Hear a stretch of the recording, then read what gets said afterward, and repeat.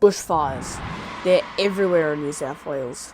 From the drought, to arsons, to koala killer, a great state has always been burning down. Of course, these fires are very dangerous to have around trains, so lines have to be temporarily closed. However, once, this didn't happen until way too late. This is the story of the terrifying Holsworthy Bushfire Trains. Holsworthy, home to one of Sydney's biggest military bases, is located in a triangle between Glenfield, East Hills and Moorebank. It has had 2 railways serve it throughout its lifetime. In World War I, the first line was built, connecting Liverpool with the old Holsworthy concentration camp, note the spelling with a D. In 1919, a line to Moorebank Ordnance was made. The line had minimal use except for special trains heading to Anzac Rifle Range for civilian shooters. It was shut down in 1977, with the rifle range services shutting down maybe being a good thing, knowing the Port Arthur massacre would occur a couple of years later.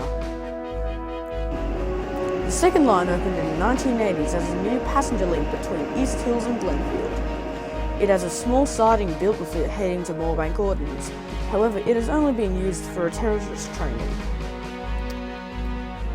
The line has a station at Holsworthy, note the lack of the D. On the 14th of April 2018, a fire broke out just south of Casula Station.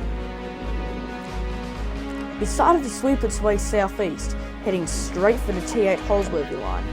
3 trains were about to pass through the fire, 66L, 93L and 75P. It is unknown what type of trains these were, apart from one being a Waratah ASET train. No alerts were made to the passengers on the trains or at the nearby platforms.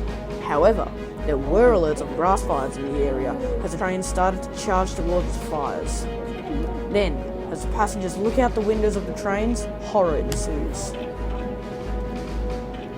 The trains fly by only inches away from the flames. No damage is done to the trains and no one is hurt. However, all services were suspended on the line. All T8 Macarthur services terminated at East Hills from now on. Everyone was scratching their heads. Why were those trains allowed through? Sydney Trains advised FRNSW firefighters that all trains would be clear of the flames as of 3:12 p.m. However, train 75P was heading towards Glenfield and would arrive at 3:13 p.m.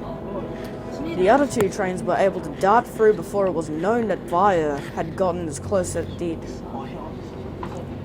In the end, the ATSB recommended that rail operators should fact-check and constantly keep in touch when it comes to emergency services. This could have been a lot more horrific. Aren't we lucky that none of the trains caught on fire?